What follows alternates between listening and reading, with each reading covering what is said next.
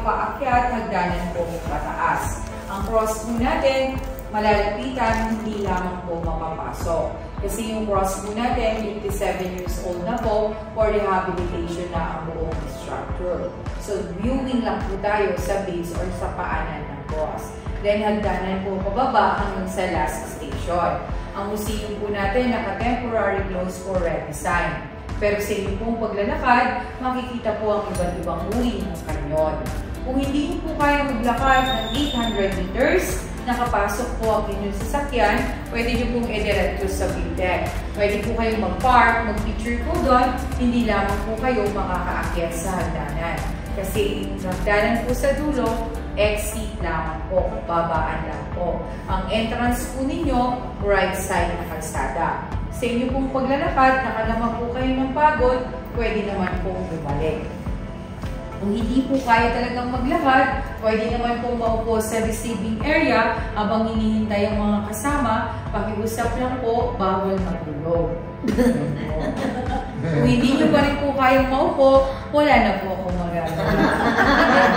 Hanggang alas 5 naman po ang Mount Samar. Pwede po kayong magpahinga. Hindi nyo po kailangang magmadali. Kung maaga po kayo natapos, gusto nyo bang bumalik, pwede naman po. Unlimited po ang 50 pesos or 20 pesos hanggang alas 5 ng hapon.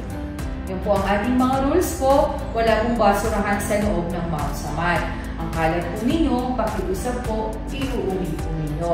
Pesa not allowed, no indecent behavior, no loud noises, no yelling, no smoking po, kahit vape, hindi po allowed. No running, horseplay, TikTok, and Zumba are not allowed. Keep the grass, no picking flowers and plants. Hindi po allowed ang pagkain sa taas. Tubig lang po at juices ang pwede nating dalhin.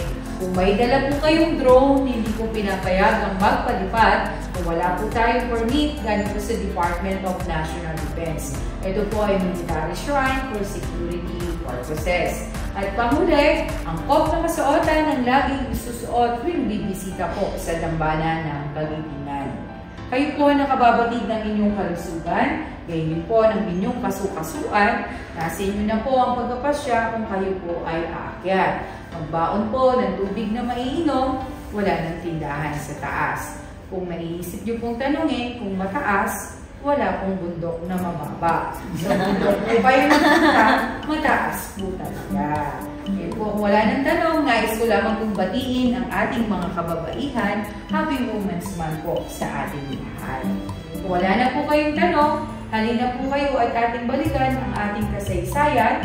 Wala po ngayon kung wala kahapon.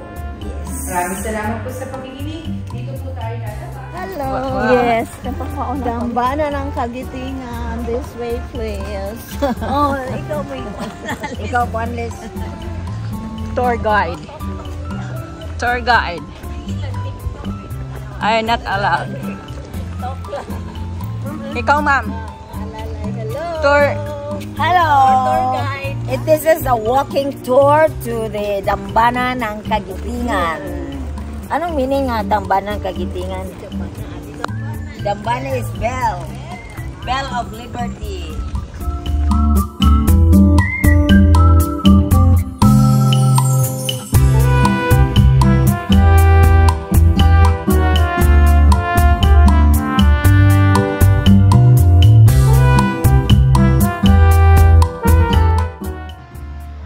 Ang Dambana ng Kagitingan or Shrine of Valor is a memorial dedicated to honor the sacrifices of Filipino-American forces who fought to defend the country. The cross, which sits on top of Mount Samar, is as tall as the Statue of Liberty, reminds us of the bravery of both Filipinos and Americans during the World War II. Bataan became the last stand before the troops surrendered and the Philippines fell into the hands of Japanese, which resulted to the infamous Death March. The Death March was the forcible transfer by the Imperial Japanese Army of 75,000 Americans and Filipino prisoners of war from the municipalities of Bagak and Maribeles in the Bataan Peninsula to Camp O'Donnell in San Fernando. The total distance march from Mariveles to San Fernando and from Capas Tarlac train station to various camps was 105 kilometers.